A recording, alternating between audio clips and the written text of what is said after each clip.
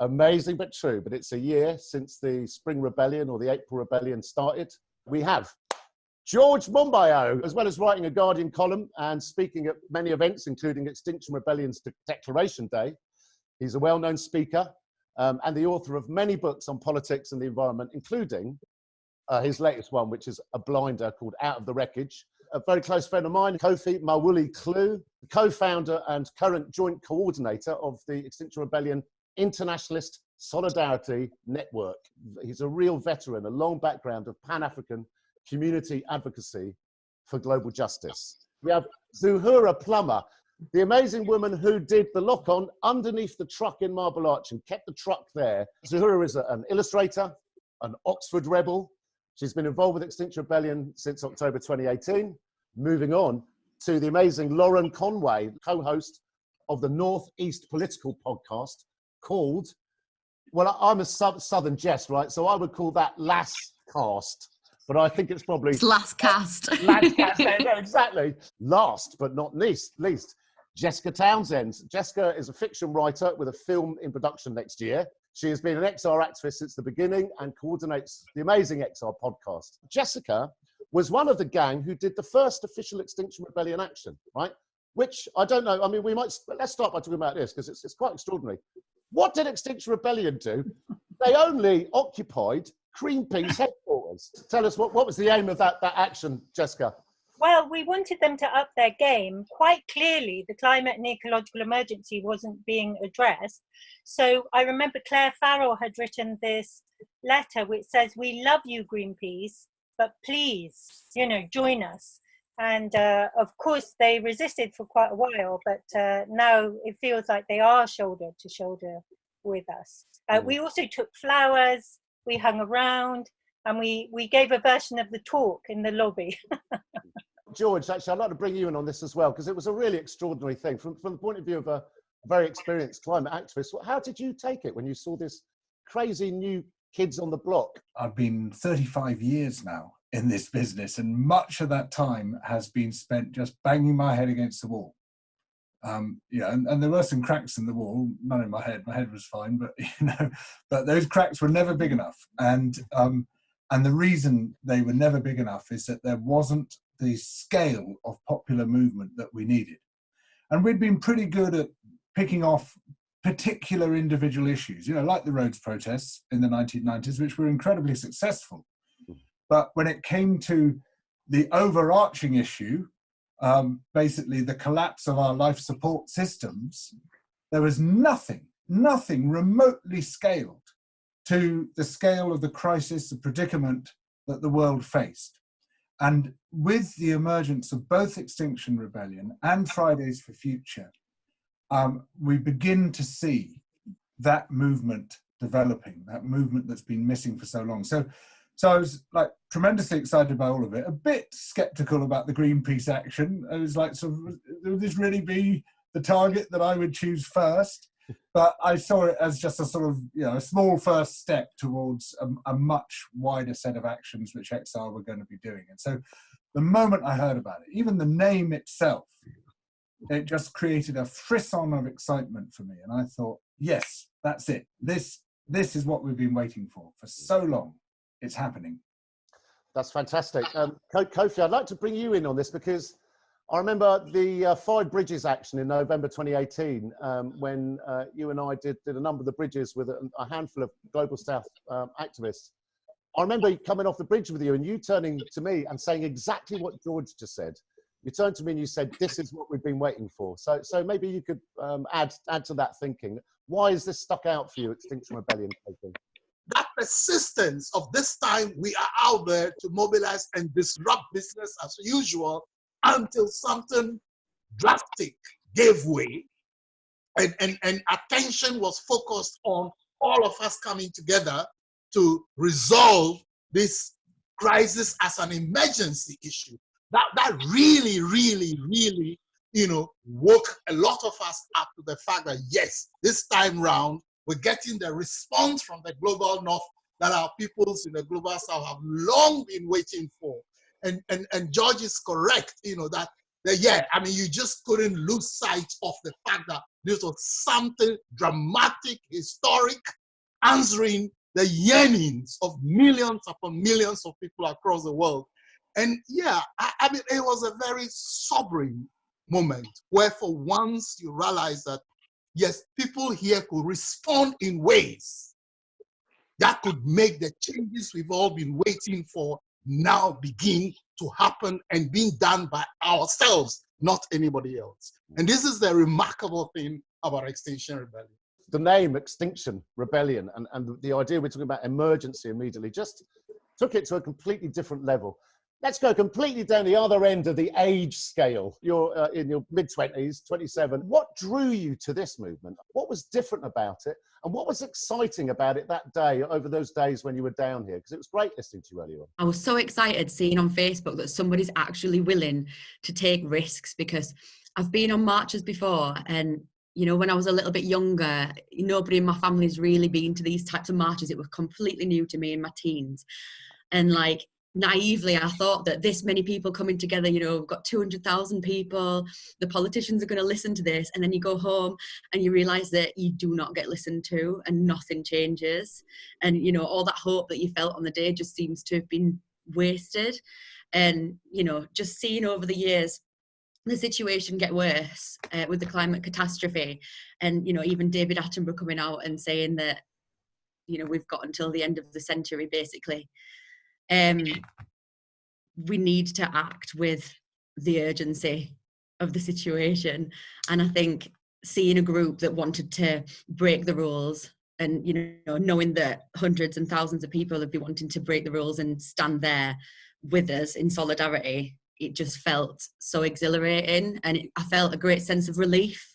Yeah, I can really, really identify with that. Zuhura, what? I know that you also have been involved in activism in the past, and it hadn't always been a great experience for you. What was it about Extinction Rebellion that made you feel the time has come? Previously, I'd always sort of seen activists, and like I've known quite a few activists and quite a few family friends and stuff like that. But I'd always worried that I was a bit too mainstream. I wasn't sort of anti-capitalist enough. I mean, I am, but what I mean by is like how I look, you know. And so I always felt like it wasn't for me, and that I would be kind of like looked down on. And so I never really got involved, and I felt a bit like I couldn't. And XR, there was just none of that, and it was just like, yes, get involved here, do this, and I was just like, boom, in. And yeah, it was just the sheer numbers of people, I think, was really impressive in those early days. The breadth of age as well. I mean, there's so many. I mean, for all of us, it was extraordinary to see people like Phil Kingston getting arrested, the 82-year-old. You know, just one of the most sort of stormtrooper-like activists I've ever met in my life, and he's 82. He's sitting on top of a train, eating his packed sandwich, going, well, I'm doing it because I love my children. I was just, guys, heartbreaking, beautiful. And there was many very elderly people. I've never seen that before. But it was the broad span of people being drawn and the huge numbers. It just seemed quite extraordinary. But I think it'd be quite nice if we just shared a story with all the viewers out there of, you know, one moment that sums up that amazing spring rebellion for you. I'll start with one myself, right? Because I was working with the media spokes team at that time. We were gathering stories all the time, and this one is the one that got me. So you basically had a load of young people on the amazing Waterloo Bridge, and the police had lined up on both sides, and they were going to come in, and all the young people had linked arms, absolutely ready to get arrested and taken away. And then in comes this sort of, I don't know what the military term is, but a sort of troop of elderly people. And they just came in between the young activists ready to be arrested and the police. And the elderly people, average age like 75, yeah? And they said, take us first. Take us first, because these young people, they have their life ahead of them. But our life is behind us. So take us first, arrest us all first, let us fill your police vans first. And it absolutely broke the sort of resolve of the police that evening, and they all just went away. And I, you know, people found that incredibly moving. It's you know, and it's no huge sacrifice if you're like a, you know, middle class white people, then you know, prison is a very different, very easy sacrifice to make. But having said that, though, thousands of people were getting arrested, and elderly people. It's not nice to get arrested. It's not nice to spend the night in the cells down in Bromley and come out at 4 in the morning. but they were all totally prepared to do that. And it was a mixture of those elderly people making that sacrifice, but also the police going, this does not feel right, and we're going, you know, and leaving the scene. I just thought it was quite an amazing story. But what was memorable for you, Jessica? I was with the Red Brigade. It was the first time I'd ever seen them, and I found them astonishing.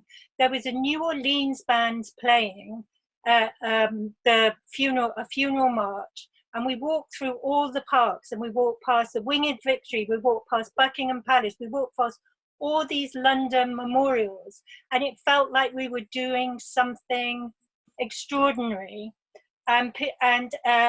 It was a beautiful day. We were backlit. We looked like a flipping film.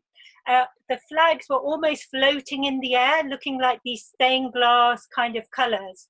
And I felt like I was where I wanted to be. Most of the time when things like that happen, I was in the crowd who were looking in, but I was just part of a big gang of people going from Parliament Square to Marble Arch to hear Greta speak, and it was beautiful. Well, I was very visual when you were describing that. I was almost there myself. Zuhura, what sticks out for you? There are so many. I mean, it was the best 2 weeks of my life, and I haven't had a life short of adventure and fun and good stuff. I think one of the most powerful things to me was the singing on Waterloo Bridge. So there was a couple of people who held that space up there, and I'd love to know who they are. But there was one particular woman with a drum, and she would just beat this very slow rhythm, and we would all sing in unity. And everybody on the bridge would be just naturally rocking. And of course there was the trees, and there were the flags, and there were the banners, and all of the other things. But it just had this, and we were singing beautiful, beautiful songs from all around the world, like lots and lots of different creeds and, you know, and struggles and different things that we were coming together in that one moment on the bridge. Waterloo Bridge, there's something very magical that's going down there. For anyone who's listening and watching, you all know exactly what I mean and what Zuhura means. Kofi, what sticks out for you from the April Rebellion? That day at Oxford Circus, when we had Global South activists, what struck me was the extra aggression of the police, particularly trying to disrupt Global South activists, being very much parts of the rebellion, being visibly seen to be at the forefront, you know, of the rebellion. And, you know, I contrasted that with remember the November bridge occupation. One of the major attractions to my colleagues that I came along with, you know, as witnesses, was the immense care, Jamie, you know, you and those who received and supported and guided us through the rebellion from one bridge to the other, you know, the immense care in terms of ensuring that we were well looked after, I mean, it's a huge pressure on my colleagues who were not expecting that. So that was also one distinctive feature of Extinction Rebellion, its attention to regenerative culture, looking after activists, encouraging people, you know, to look after themselves during the course of the rebellion. And that also carried through into the April one. So when the police came and were being particularly aggressive towards non-white activists from the Global South who were coming to speak, you know, the protection of everybody else, you know, was particularly striking. But the message that, you know, we got very clearly from that was the fear that if more people from our Global South communities, diasporan communities, even in London, you know, were coming to participate in these rebellions, and therefore, you know, the very picture of the people massing up began to change, the message that the world will get was so frightening that there was a particular attempt to ensure that, you know, people from the Global South diasporan communities in London were discouraged from being visibly seen, you know, at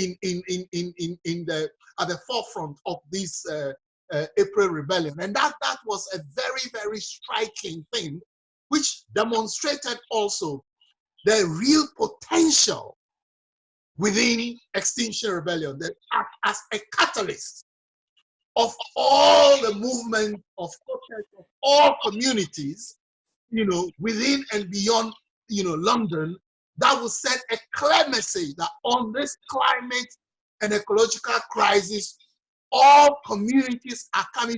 It's not about left, right, center, whatever. It's not about little pockets of radicals or, non-radicals.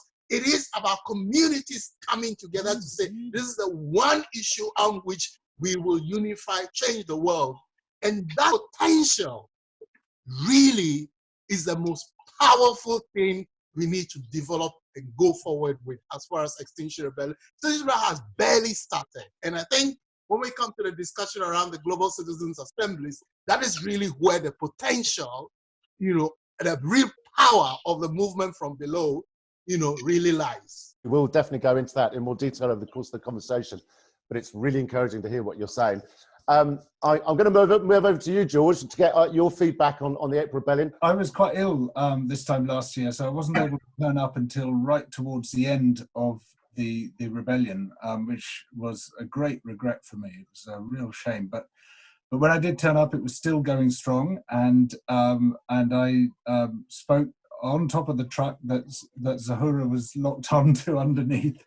And in fact, we got surrounded by police, didn't we, Zuhura, who had sort of all moved in on us, and then saw that it would just be too much trouble to try to pull us all away and drag the truck away, probably because you and others were locked on underneath. And it just, yet again showed the incredible power of solidarity and civil disobedience. Yeah. It's exactly what Kofi is saying in a way. I mean, we're in Occupy. You're doing something right if you're surrounded by police just for talking. That's when you're doing something right. Okay, and we literally dissolve into a pool of blue because we're just talking about maybe there could be a better world, and it's really quite incredible to watch all this. Lauren, what did you what stuck out for you? Because you told me some great stories earlier today, but what stuck out for you as a really strong, salient memory? Yeah, so it's the people that I met, really. There was one lady in particular whose name I didn't manage to catch, but she was part of a group of ladies from Sheffield who were knitting bee hats, crocheted bee hats. And it was amazing, and they were teaching us songs, so they taught us some lovely songs about the environment and stuff through the day. We were on an early shift together. And then I managed, on the Thursday, it was the first time that I managed to look around the other blockades, because we've been all on a shift trying to keep our own safe. And just as I managed to start exploring, we got a text saying that the police are going to try and clear Parliament Square. So we ran back as quickly as possible. And when we came back, we were blocking the four corners. Only one corner remained blocked. So I ran there really, really quickly and sat down. And there were only a few people left, and the police had started making arrests. I sat down next to the lady with the bee hat on.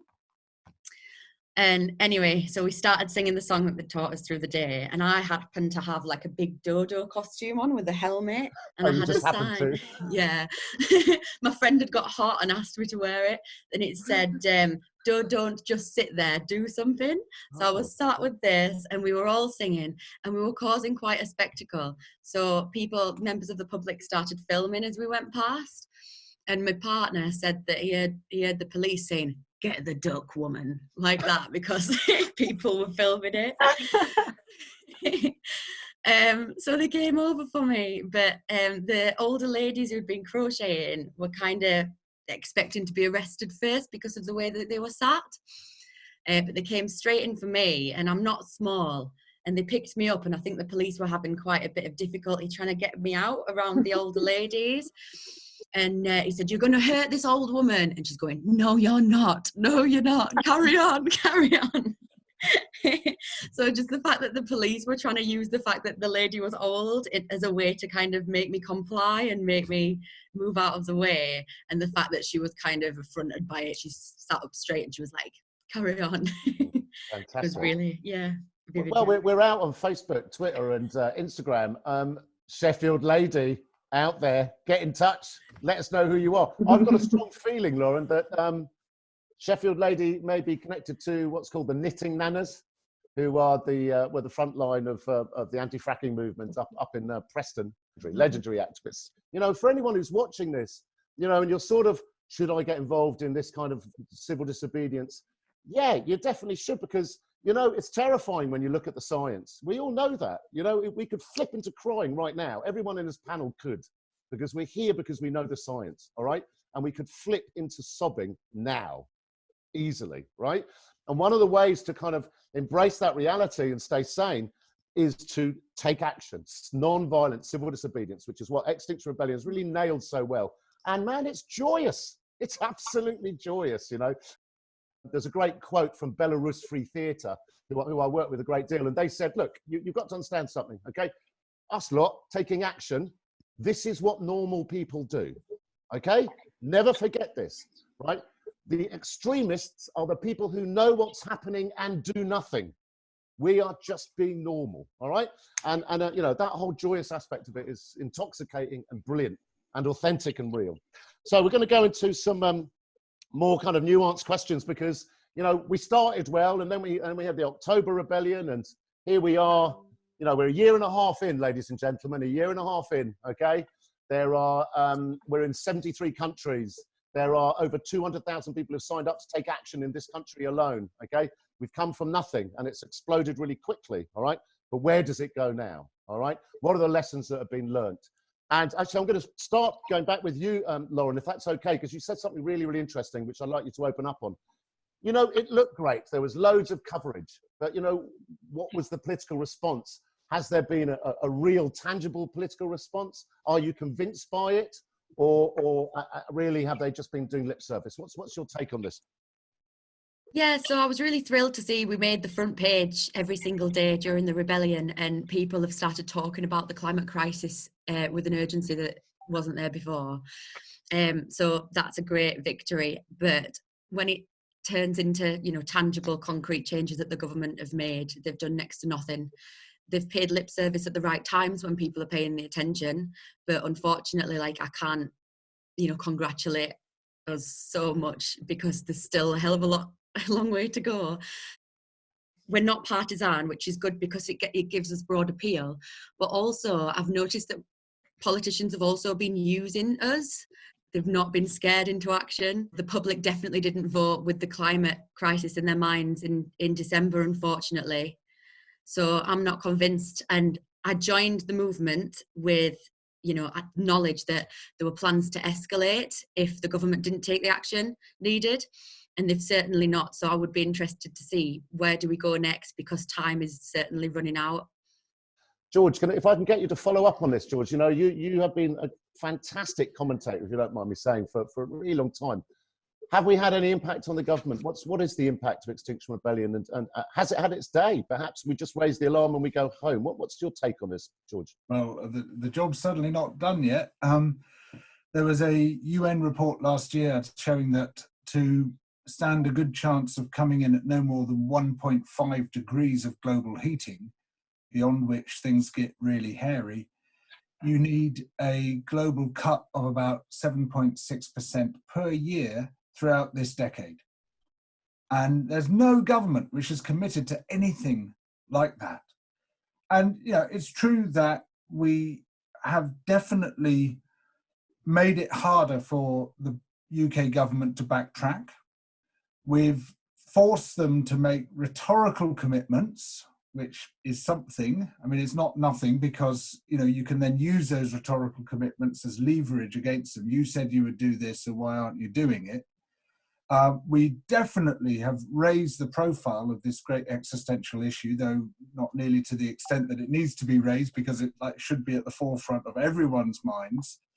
But we're not seeing action being taken by any governments on the necessary and required scale. And I know we'll get on to the coronavirus crisis soon, but, you know, one thing it has demonstrated is you can do it if you want to do it. You know, the only thing that's missing is political will. You know, we've got the infrastructure, the money's there if you want the money to be there. The capacity to change society and to change what everybody's doing is there if you want it to be there. And so what's missing is that political will to take the climate crisis and the wider ecological crisis as seriously as it needs to be taken. And the only thing which is going to create that political will in a political system which is wedded to the power of money, and that's what we're really up against, is the billionaires, the corporations who want things to stay the same because they have benefited from that status quo. In fact, they have created that status quo. The only thing which can break politics away from their grip is a sustained campaign of non-violent civil disobedience in conjunction, obviously, with all the other political methods, the legitimate political methods, but that is the absolutely key catalyst which makes those other political methods effective. Now, I'm hoping that Extinction Rebellion will continue to be the highly effective catalyst that it has been in the past year and a half so far. But you know, if not XR, it will have to be another movement similar to XR. The most important thing is that we do it huge, that we involve vast numbers of people with a great deal of commitment on the part of those people. And you can sort of talk about tactics, strategy, till you're blue in the face. That's not the main thing. The main thing is inspiring very, very large numbers of people to take action and to stick with it. That is what changes things. It's concerning, isn't it? Because, you know, we managed to get a lot of people for April, and then October, it was quite tough. And, you know, now we've got coronavirus and things are spreading out and slowing down.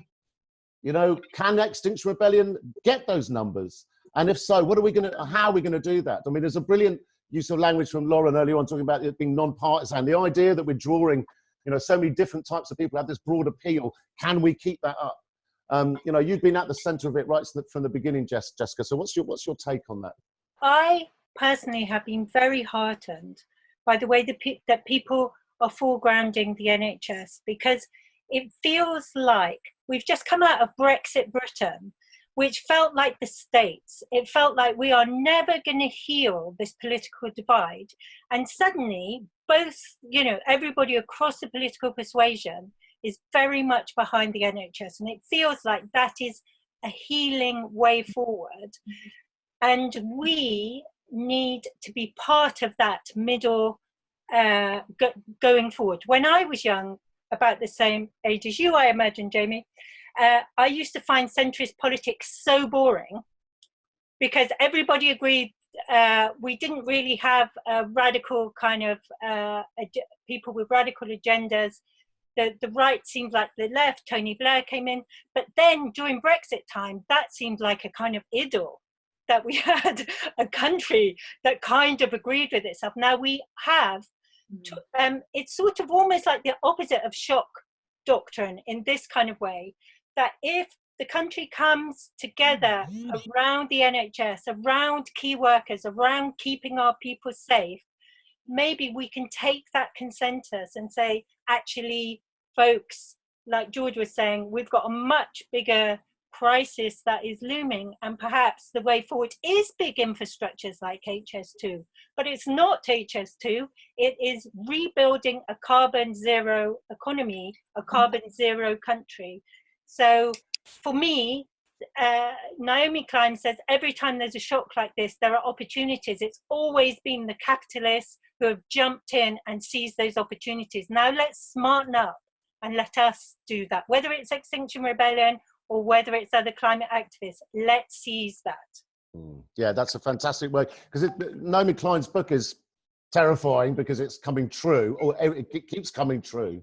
And you're the first person ever I've spoken to who said, yes, but, you know, the shock doctrine could work. You know, you could do a shock doctrine for good. So instead of the crisis being utilised by neoliberal forces, actually utilised by kind of positive forces to kind of make the change for the better, which is, you know, something really worth fighting for.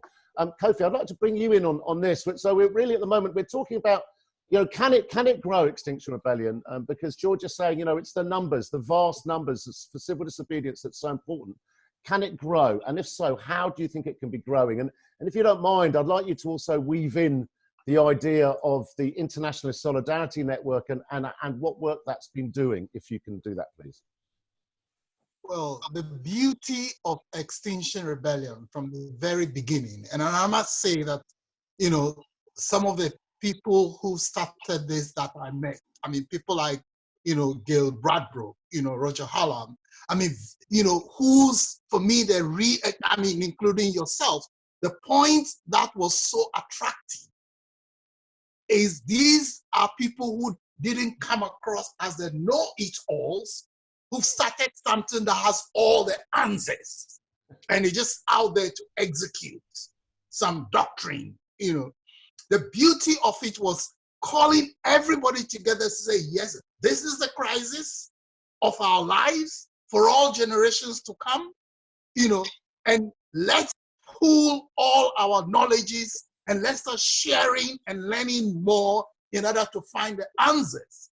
And I think that that is what made Extinction Rebellion a learning movement from the very beginning, where you come in with what you know, you're respected for what you know, but you also know that you're going to be in there and learn more, and through doing, through making the change happen in a most disruptive kind of way, where you begin to learn to be the power, you know, in people who have been made to feel so powerless and only have to go out to the streets and beg and plead and cry for those up there to make the changes. Extinction Rebellion offered us an opportunity to unify all of our communities into a grand learning movement that unifies all other movements as well, to become the catalyst for change. And I think that this is really the most powerful thing about Extinction Rebellion, that it is a learning movement. So from the things that we've done, we are learning from those things. Clearly, some of us who come from Global South diasporan communities who could not be at the forefront of arrest and so on, right from the very beginning, we're offered the opportunity, and we so seized the opportunity. Also, we're encouraged to see, okay, so how could people participate in this rebellion in other ways other than being at the forefront and doing things to get arrested? And contrary to the misconception around Extinction Rebellion, it was all about, you know, getting people arrested. That was not our experience of Extinction from the very beginning. There were opportunities for others to do rebellion differently from just doing things to get arrested. And this is where the potential lies. And it is that which made those of us who came in and said, okay, you know, there is a huge opening here for the global South resistance that has taken many forms of rebellion, you know, and manifests itself in the lives of global South communities very differently. You know, we rebel through music, we rebel through dance, we rebel even in church, we rebel in mosque, we rebel, you know, on the dance floors, right? You know, in the theaters. So how can we be part of building a movement of movements that empowers our people through diversifying forms of rebellion? And this thinking was something that Extinction Rebellion itself was learning from and actually embracing. And so we haven't, in fact, we haven't seen anything yet. The power of learning from each other, which Extinction Rebellion is encouraging, the power of learning globally, which through the Extinction Rebellion International Solidarity Network that you, Jamie, has and Gail, you've helped us to craft, you know, and is now at the center of developing strategy and tactics locally, nationally, continentally, internationally. I think this is really, really, you know, the pointer to the way forward. And now that we're putting a lot of thoughts and thinking of ways where, as we mount pressure for governments to take the Citizens' Assembly seriously in top-down actions, also to develop global Citizens' Assembly from below, right? So that, and that is in the hands of people across the world, global North, global South people unifying, you know, in an effort to also become the power from below and pressurize, power from the top. I think that we have exciting times, ahead of us, and this is what makes Extinction Rebellion and the movements that we're now galvanizing, particularly from the global south, to engage, in equity with Extinction Rebellion. This is what, offers us the confidence that we will win this fight for humanity and for planet Earth. Fantastic. Thank you so much, Kofi. Zuhura, how's it going to continue to grow? Remember Johnson got voted in. The majority of people definitely didn't vote with any thought of the climate emergency. Yeah. Well, it's the $1 million question, isn't it? There are a couple of things. I think the people who are hopeless and numb to everything have found each other now. And so I lost track of the number of people I've met who've said, oh, I just didn't know what to do. I honestly had lost hope. And then suddenly this gave them hope. And now we know each other and we know who we are. And we may not have a very good database, but we've got each other's contact details and numbers. And we are a community of people. We've got XR doctors and XR scientists. I think those smaller groups will continue in loads of different forms. They might not be called XR scientists, but they will continue in some way. And I think the coronavirus is it's a difficult time because so many, it's affecting so many millions of people in such horrific ways and hundreds of thousands of deaths. And there's a very strong desire to get safe again and go back to normal and go back to where we were. And I can understand that. But if we can think about how we can bring forward instead of retracting backwards, governments around the world are never going to be spending this much money again on re-stimulating the economy. This is really once in a century kind of stuff.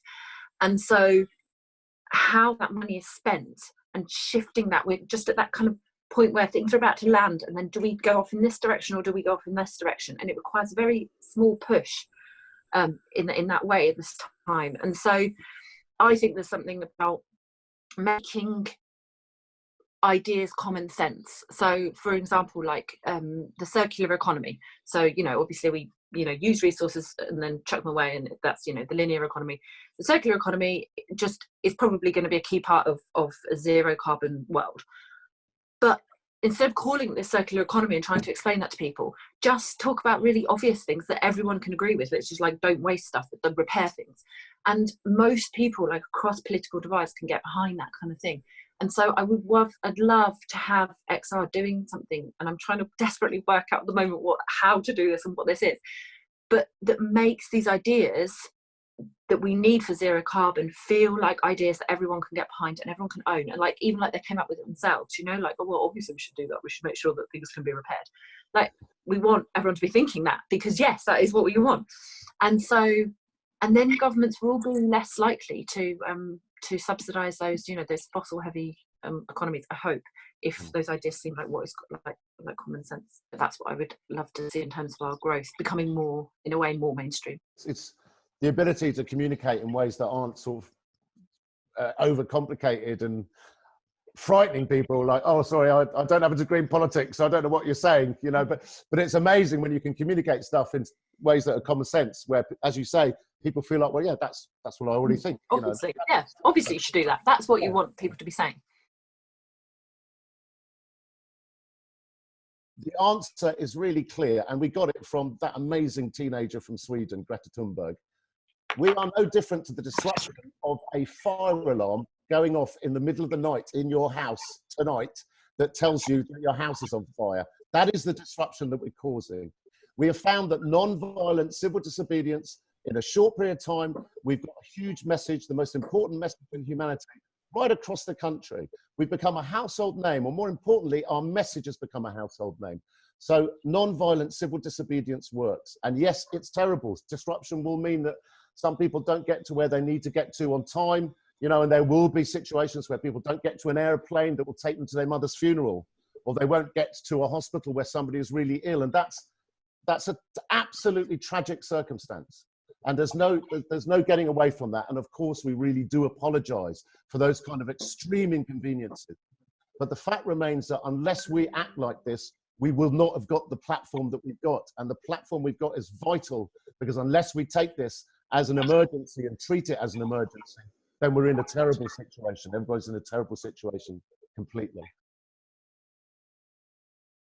I've seen some really clever actions recently which have been fantastic. So I think that the New York rebels April Fools was really good, when they pretended that Google had divested from had stopped funding climate denial organizations, and they hadn't, but they made it look like Google had said that they would, and then it put Google in an awkward position of being like, this is fake news, even though it was good news.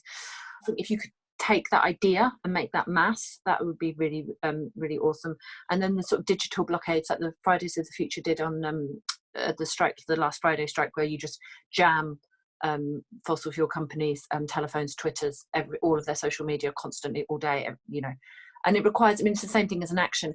I think it's a really difficult thing because you gain your love for the movement and your desire to want to do it, I think, largely through other people and meeting other people and meeting amazing friends and having all those moments that we kind of reminisced about at the beginning.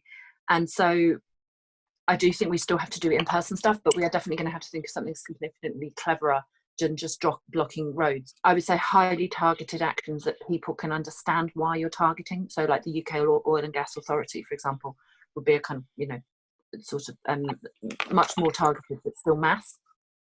It's a time for those of us who are lucky enough to not be affected directly with the illness, for regeneration and also reaching out to others in our community, obviously remotely, and building those relationships.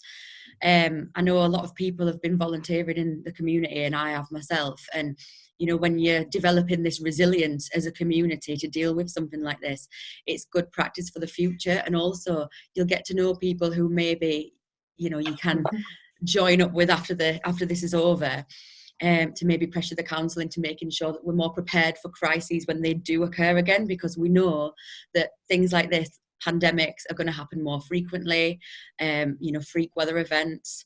We need to build community resilience, and we need to build solidarity with one another, and we need to know our neighbours. So all this is really, really important work. You know, stay safe while you're doing it, but find out who's helping, and those will be our allies moving forward. There's a section or a kind of new prong from Extinction Rebellion that's, I think it's called Not Going Back. And it's along the lines of what Lauren's been talking about here, which is that, you know, the first thing that XR did when it became clear that coronavirus was going to be very serious was we plugged into the mutual aid movement. Twice a week, you might have to go and walk Mrs. Doyle's dog. Okay, and you know, you're a XR rebel environmentalist, but you're walking Mrs. Doyle's dog with you know, a family who are extremely right wing in their views. Okay, exactly as Lauren's saying, there's an opportunity for allegiances to be built and the networks to grow, and also for us to use our huge network to be really supportive to our communities. George, I have a feeling that you've got some stuff to say about COVID-19 and how it affects the environmentalist movement. I'd be really grateful if you were able to sort of bring some commentary to this question. I mean, it has shown us the extraordinary potential for change. So many things that we were told were impossible suddenly can just be done. It's like, you know, I know people who have been activists on homelessness for the whole of their lives.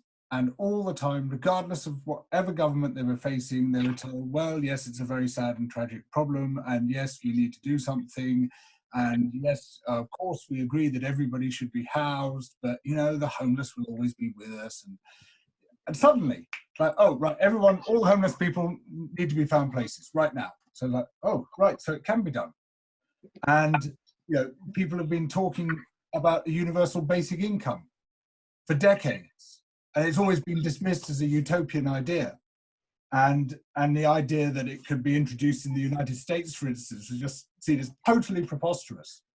Pandemic comes along, oh yeah, well, everyone should have some money from the state. And it just shows, it's such a graphic illustration of the fact that if governments want to change, they can change. And if they get people behind them, and if we, the people, get other people behind us, then anything can shift. All the old certainties, all the things which we were told were set in stone. We were constantly told there is no alternative. In this great era of supposed choice, we were told there is no alternative. There's only one way of doing politics. There's only one way of doing economics. There's only one way of organizing society. So all you with your stupid student dreams, you can bog off because you're just wasting your time. And suddenly we discover, no, there isn't just one way. There's lots of potential different ways of doing it. And what we've seen is not only much more resolute state action than we were told was ever going to be possible in peacetime, but we've also seen much more resolute community action as well than any of us are accustomed to. This incredible stepping forward, the regeneration of the commons, of people getting together and solving the problems other aspects of the political economy don't solve, whether it's the state or this supposed thing called the market or the household by itself. It's the commons, the coming together of people around our common problems, facing our common predicaments together and being so much stronger and more resilient as a result. And what we've seen, and I don't know whether it's temporary or permanent, but I really hope it's permanent, is certainly for the moment, the total collapse of neoliberalism. You know how they always used to say there were no atheists in the trenches? It's not actually true. Anyone who reads Siegfried Sassoon will know it's not true. But there are no neoliberals in a pandemic. That's absolutely true. Fantastic. Well, you know, God, anyone watching this, you know, you might get a little slither of hope watching this. It's quite exciting. And of course, what we've had in our third demand the whole time is we're not offering solutions. Okay, and we're definitely not saying vote for this or vote for that. What we're saying is the current system is not capable of matching the needs of this crisis, and we trust the people, fully informed, chosen at random in a citizens' assembly. We trust ordinary people coming together to be more reliable on bringing the solutions that we need to kind of have a possible fair and distant future for the next 7 generations. And of course, when you take that to the highest level possible, which is a global citizens' assembly, look at the breakdown of the human family, and that being your decision-making body for a decent future where those people get a full 360-degree understanding of the issues, and we trust them more. So it's an extraordinary opportunity. And I'd like you to speak to that a bit, Kofi, because, you know, working with the International Solidarity Network, one of the first things you realize is, you know, the white Western European mindset is just one mindset. And there are so many different ways of us moving forward as a human family. So I'd like you to speak to that a bit for the sake of all the wonderful audience listening to this. Well, that is also one of the, you know, great opportunities Extinction Rebellion is catalyzing in terms of, again, not coming like it got the answers, but coming as this catalyst of saying we all can bring ideas, our learning, our different cultures, our diverse perspectives on life, our various experiences in different parts of the world, and through deliberation with each other, reasoning, dialogue, we will work out solutions from our own experiences, but also face the new challenges that confront us.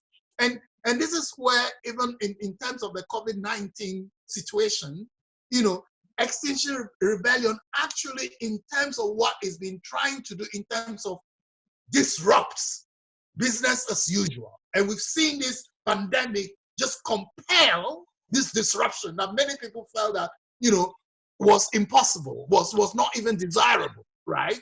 You know, but we see that. And Extinction Rebellion preceded this, just in time of saying, yes, we must disrupt business as usual.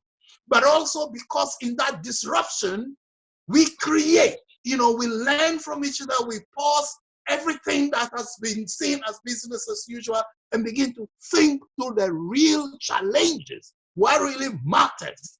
And that as one human family, beginning to respect each other's perspectives, each other's experiences, each other's cultures, each other's ways of knowing and working things out, and not wanting to impose one particular monocultural view of things, one hegemonistic way of looking at things, whether in the old political paradigms of left, right, center, whatever you look at it. But let's give each other as one human family the opportunity to learn from each other, to sit down and not just rush through things. Let's bring all the issues together. Let's bring all our knowledges together. Let's bring all the science, all the culture, all the spiritualities, you know, all the ethics together. And let's, in that learning, work out the answers together. And that challenges where we think we've come in terms of even democracy, in terms of where our civilization has come up. And that is the opening that the citizens' assemblies at local, national, continental, global levels now offers us. That we can learn from all these deliberative, practices of governance from time immemorial, from all cultures, from all across the world, bring all of this together and now confront the challenges of our time.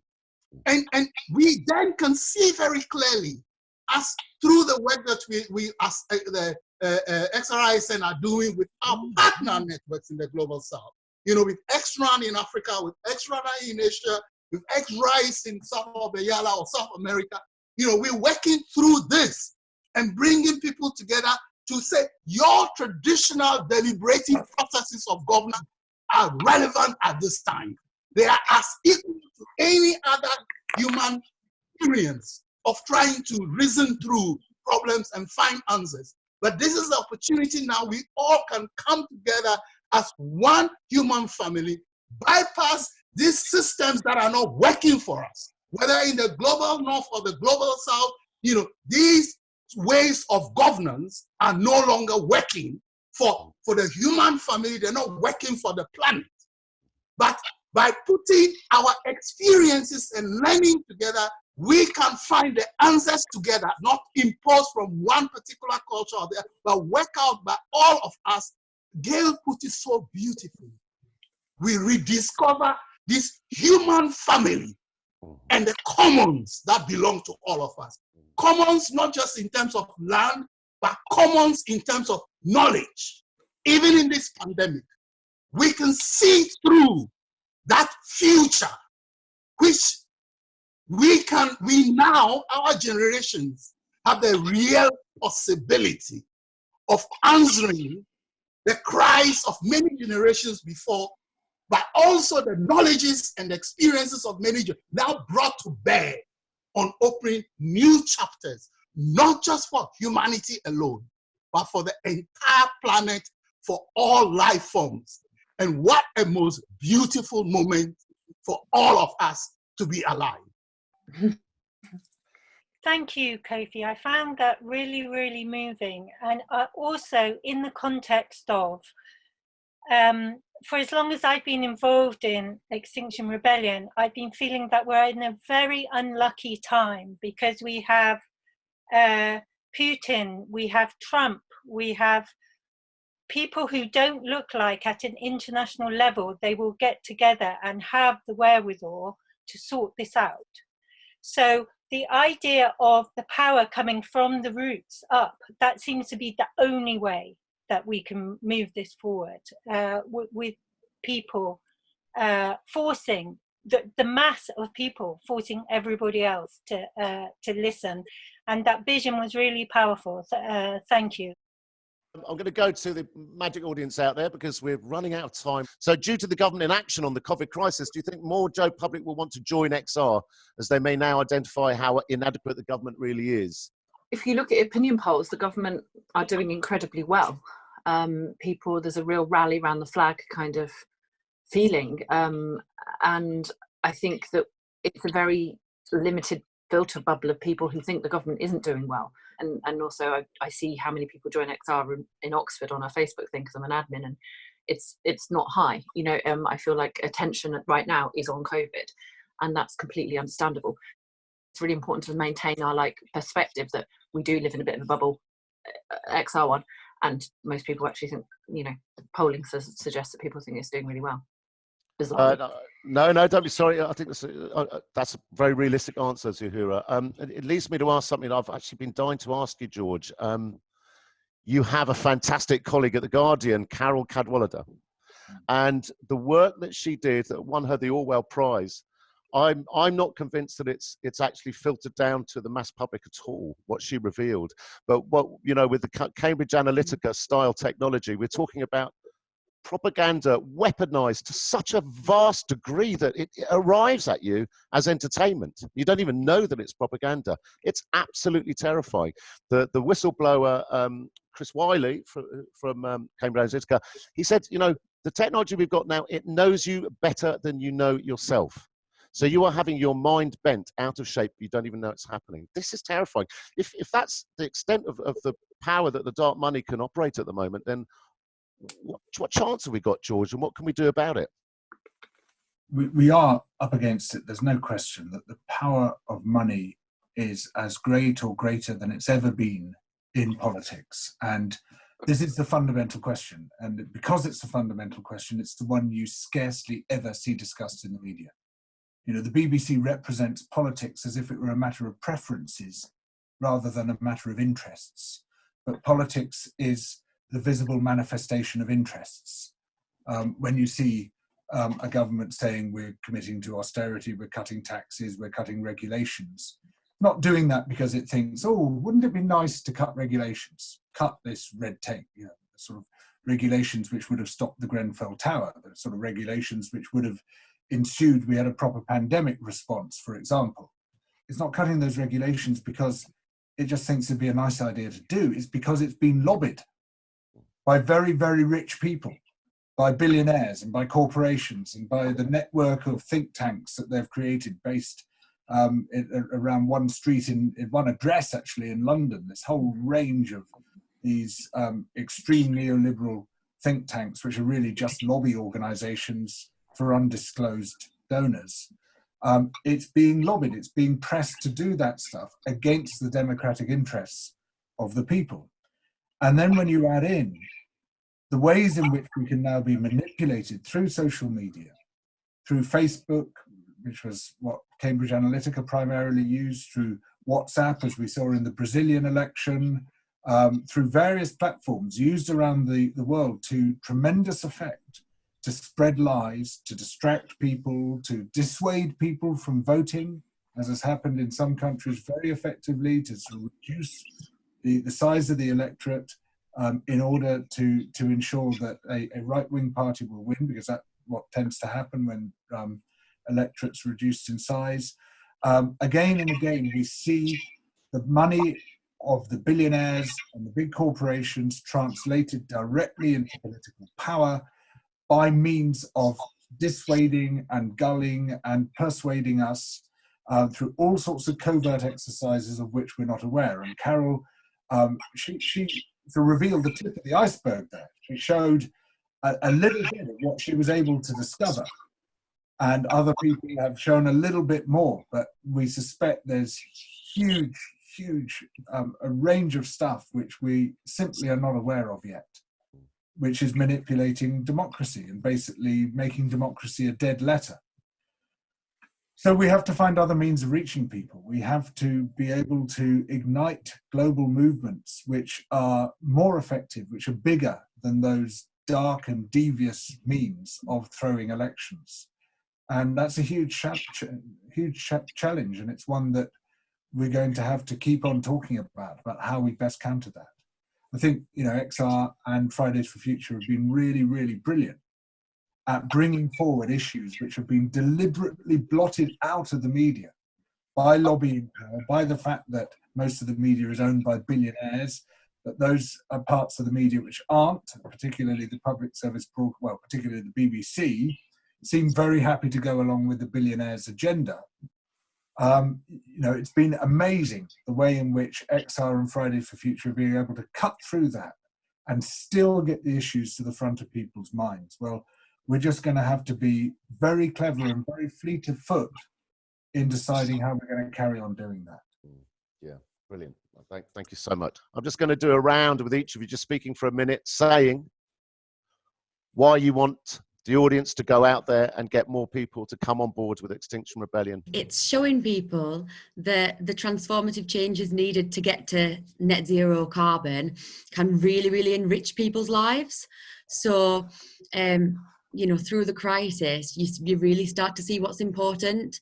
So people doing essential work now are the people who are generally not valued very much in society. They've had a pay freeze for the past 10 years. And people going to work in supermarkets aren't paid for the risks that they're undertaking now and the risks that they undertake day to day. So going forward, I think we've got a chance to recalibrate society and to really start thinking, you know, who do we value in this society? So the government at the moment is telling us that rather than share and wait out the virus until, you know, there's hope of a vaccine, you know, they'd rather us go back to work and they'd rather us keep churning that machine forward. And, you know, that's really terrifying, and it just shows the types of people who are in charge at the moment and, you know, where their interests lie. So if anything, we need to go out and we need to show people that there is a way forward that is positive, and it's not wishy-washy to think that, it's not utopian thinking, it's realistic. We cannot continue as normal. I feel like I've said so many times that the next 6 months are the most important in our history in the next year, but really the coronavirus has made this next 6 months such a phenomenal time. Like, we could really actually change things now, and we have to rise out of this like terrible epidemic and show like a positive vision. And we've got more time now till it's COP26, and so we have to, like, this is a very limited amount of time in which we can act. This window is not going to last for very long, and to grab people at that moment when they are like just kind of emerging, blinking from lockdown into the sunlight again, and inspire them with nature and inspire them with community and inspire them with all the things that they have, you know, the positive things that have come out of this, and show that, you know, it's a glimpse of like another world being possible.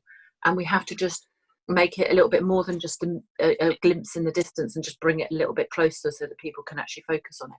I mean, there's so many beautiful things about Extinction Rebellion, and it is not to say that it doesn't have internal challenges and external, you know, threats. You know, now even those are mounting much more.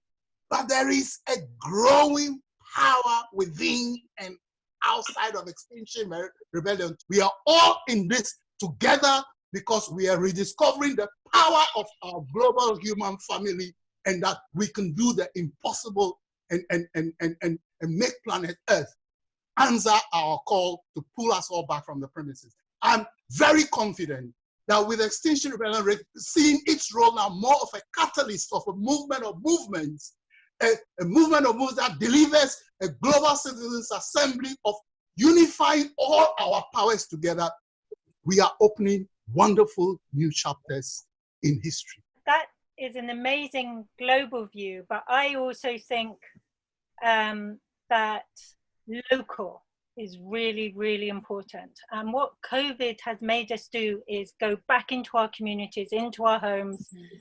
One of the impossible things we need to do is what we Londoners never used to do, which is talk to our flipping neighbours, share food with them, help them out, you know, have like a street party. And let's face it, global capitalism freaking sucks. Capitalism isolates us in our own little boxes with our washing machine, our computer, all of which are programmed to die on us so that we have to buy another version in 2 or 3 years. One of the things France has done has outlawed that. That is a fantastic move forward that we should think of ourselves. Messaging is what Cambridge Analytica and those people do. Let us, as Extinction Rebellion, not get too hung up on messages. We are going to grow this movement one human being by another human being. Reach out to the people in your neighbourhoods and see if we can grow that way. And on this last note, ladies and gentlemen, I shall give you an image which I'd like to carry home with you and dwell on. We are an extraordinary species. In fact, we are exquisite. And in my opinion, we haven't even started yet. We are capable of extraordinary things.